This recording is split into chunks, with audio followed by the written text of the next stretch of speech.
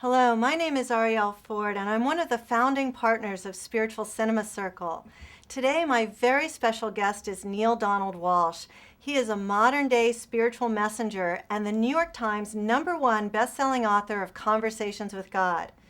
Neale spent the majority of his life thriving professionally, yet searching for spiritual meaning before beginning his now famous Conversation with God.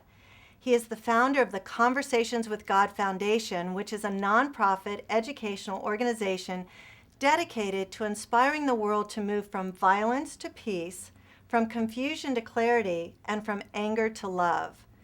Many longtime spiritual cinema members will recall seeing his life story in the feature film Conversations with God, which appeared in our February 2007 collection. Neale, it's so great to see you again.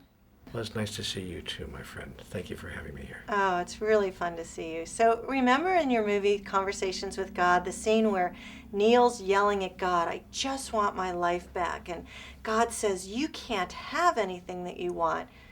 What does that mean? Well, first of all, I want to just make a note about Henry Czerny's performance in that film. He was just remarkable, playing the part of me. And I've had comments from people all over the world saying, who know me, saying, "Wow, he really captured you." And in that particular scene, he just captured the essence of my sadness, my frustration, my confusion, and my anger. The message of that particular sequence, Ariel, is that God was saying to me, "You can't have what you want," because the very act of wanting something pushes it away from you. Because you see, the mind is creative, powerfully creative, one thing that most people are not really clear about. Or if they are clear about it, they don't know quite how to work with that mechanism. But what you think, what you say, what you believe, how you move through your life really creates the next moment of your life. You're just creating 1 second ahead of yourself. So if I'm sitting here saying, I want more money, the universe will say, that's true, you do. Because God is just a big Xerox machine that says yes to everything that you put out there. So really what we have to understand is we are almost like a genie who's been left out of the bottle, and that what we say is what we create. So I try not to use words like, I want more money, or I want more love in my life, or I want anything, because it will create the experience of wanting that. Rather, I say things to myself like, I have all the income, all the money, all the love, all the companionship, all the joy that I need in life. And by golly, life turns out to show me exactly that. So I think the point of that scene, Ariel, is that we all understand how powerful we really are, how deeply connected we are to divinity itself, and that we are, whether we believe it or not, creating our own reality. Now, one final note on that. There are a lot of people say, that's nonsense, we're not creating our own reality. And they, of course, will experience exactly that because we are. And when they say we're not, then they can't, because they're saying we're not creating our own reality, and the universe is saying, fine, then you're not. So the universe will always agree with every thought you have about yourself, about life, about God, about everything. That's the point of that scene. You can't have what you want, but you can have what you choose, and you can have what you create. So go and create. Before you wrote Conversations with God, you were homeless for nearly 2 years. Yeah. What would you like Spiritual Cinema Circle members to know about being homeless and how to interact with the homeless? Wow, that's a good question. If I went deep inside, what I'd want them to know is, number one, don't prejudge. Don't assume you know everything about the homeless, how they got there. For instance, don't assume that people are homeless because they haven't done what they need to do to get a job or to make their life work. Many people are on the street through circumstances and situations and conditions over which they had virtually no control. I was one of them. I was a hard worker. I did everything I thought I needed to do. But I had a car accident in which I broke my neck. And it took, 9 or 10 months, longer than that actually, over a year, for the insurance companies to get through all the wrangling they do to come up with a settlement. In the meantime, I couldn't lift so much as a bag of sugar. I was not allowed to lift anything more than 3 pounds because of the strain on my neck. I was walking around in a Philadelphia collar. This, in fact, put me out of work. Soon, I ran out of benefits. I ran out of all the help I could get. And there I was on the street, living on the street. People who saw me on the street, the way I looked after 3 or 4 weeks out there, no shampoo in my hair, smelling terrible, looking pretty bad, they might have come to conclusions about me that simply were not true. And many did. I could tell by the way they looked at me, or didn't look at me. So what I want people to know about the homeless is, don't judge them. And even those who are out there for exactly the reasons you think they are, let it be. Just let it be, because we don't know what is going to happen in our lives between now and the time we celebrate our continuation day. So when you come across a homeless person now, how do you interact with them? First of all, I give them everything I have in my pocket. And in fact, this is tough to say on camera, but I actually keep cash in my pocket, fairly healthy amounts, $50 or $100. Always in my pocket, in fives and tens and 20s, because if I meet a homeless person, I just give him everything that I have. No question, I don't get into, oh, he's going to use this for bad stuff. Right. You know what? Let them walk their path.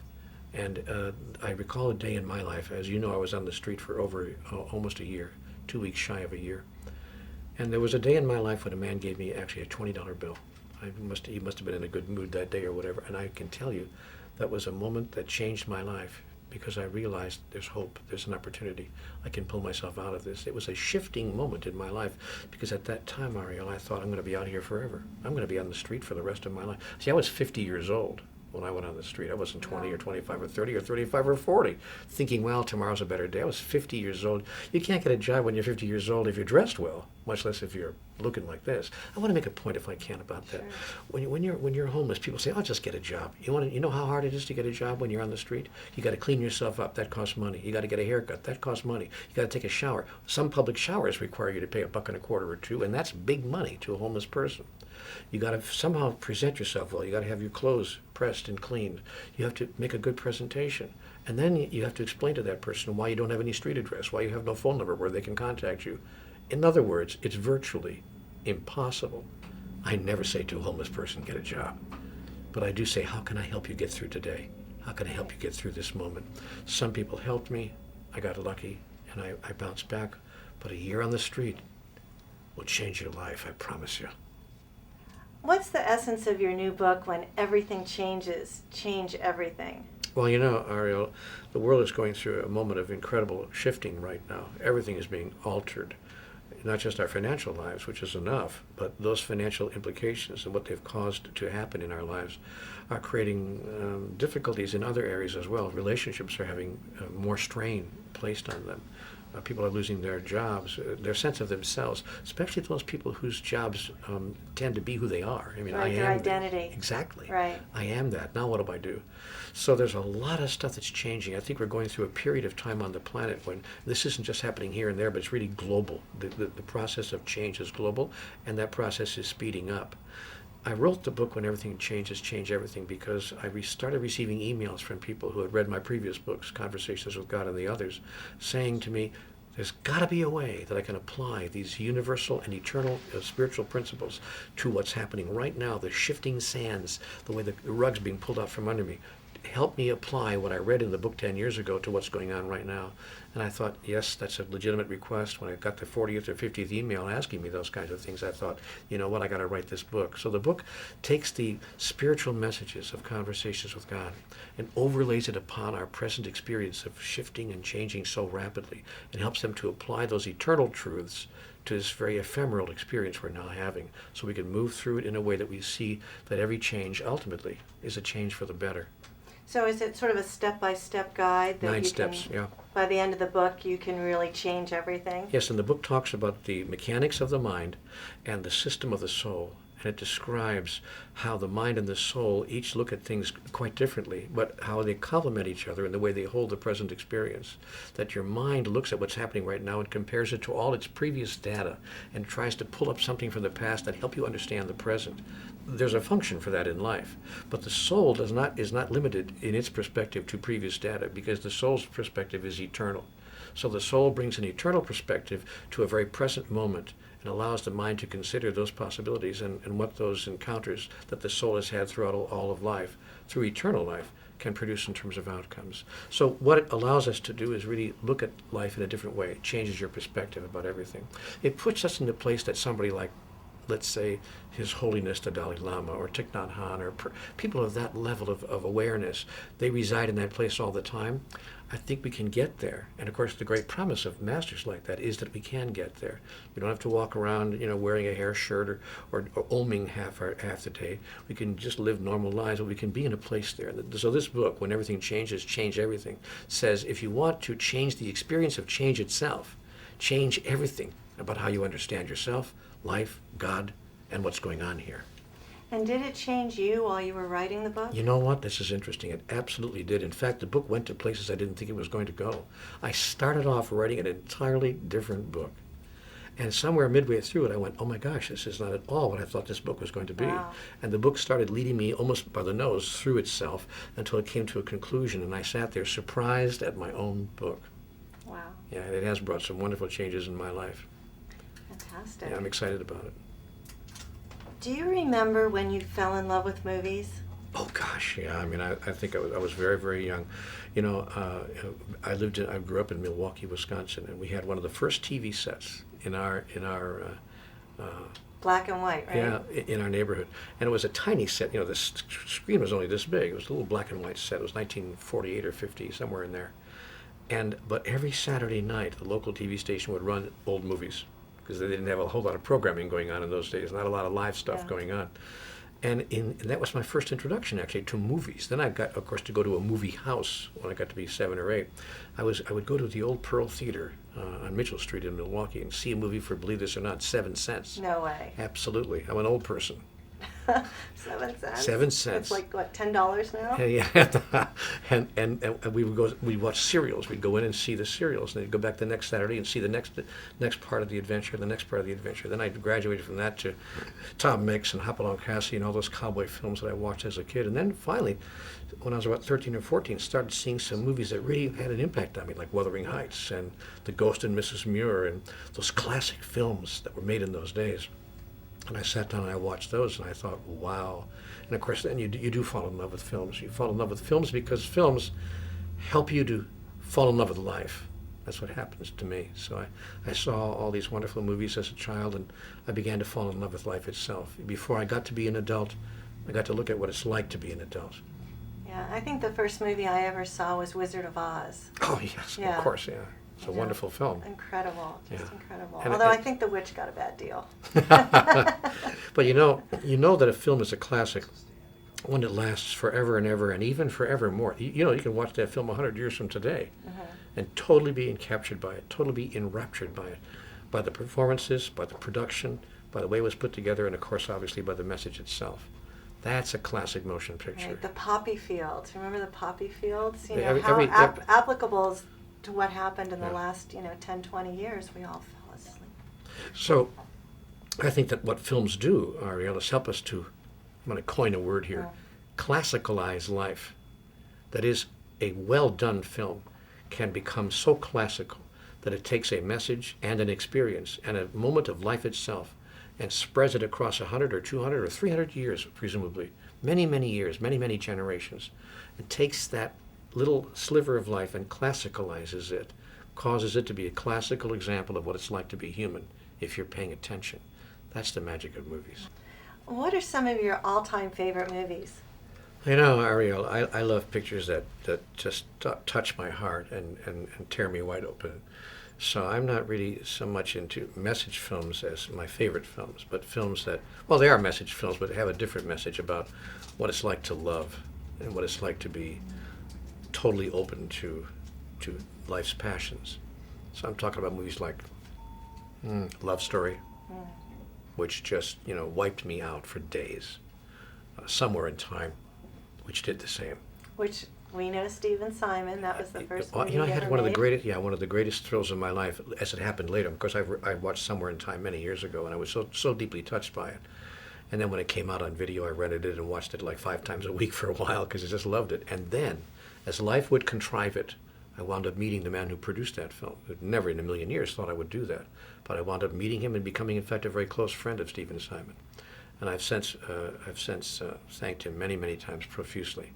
I had a chance to meet the stars of that film as well, because my life just moved in that direction.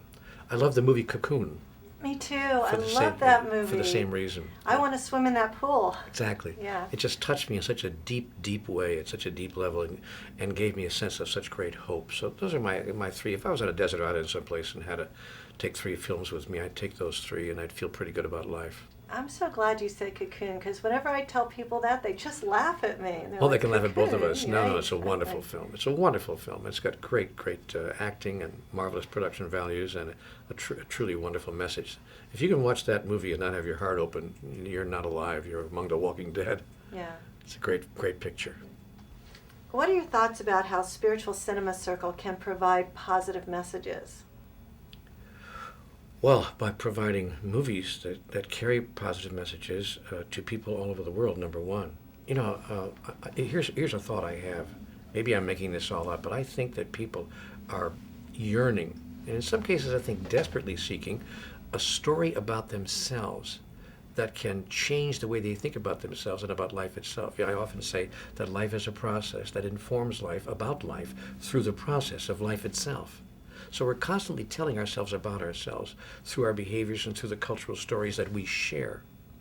What Spiritual Cinema Circle does, it seems to me, is place before us stories that depict what it means to be human in far different ways than we see that depiction by a lot of the major film studios and by most motion pictures that come to us. So we have a chance to throw something on a screen that tells us a story about ourselves that we yearn to believe and yearn to make true, and that give us hope, because these are not necessarily impossible for us to create in our own lives, and we see depictions of it on the screen. So we see kind of a once upon a time that could be true for us.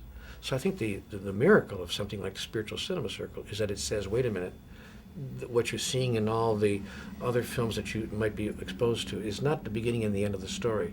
There's more to the story of what it means to be human. Let us show you what more there is. And you know, if you don't mind my making a self-reference here, this might sound a bit self-serving, I don't mean it to, but it was the Spiritual Cinema Circle that actually funded and produced and directed the motion picture Conversations with God. They saw a message there that most of the major film studios did not see. And they decided to put some financial power behind it, creative power behind it, pulled together a team to produce it. Stephen Simon produced and directed it, and made a wonderful motion picture of the Conversations with God story, which has touched everyone who has seen it in a very profound and important way, telling us a story about ourselves, and in fact, a story about our connection with God that is not often seen in the motion pictures produced by the major studios. So what is the miracle of Spiritual Cinema Circle? It seems to me that it places before humanity a story we want to believe, a story we want to live, and a story we are inspired to give ourselves a chance to live, because we are so connected to it when we see it out there on the screen in front of us. Yeah, and I always love Stephen Simon's line that it makes you feel better about being human. Exactly. After you watch these movies. Exactly. And certainly that was true when we watched Conversations with God. I hope so. Yeah. Well, Neale, it looks like we're out of time, but it's just been an amazing delight for me to have this time to hang out with you and chat with you and get your new ideas. So thank you. That's very sweet. Thank you, It's Ariel. great It's to lovely see to be you. here with you as well. You look terrific. You look incredible. You're a marvelous human being. Thank you for being in my life. You're welcome. Thank you.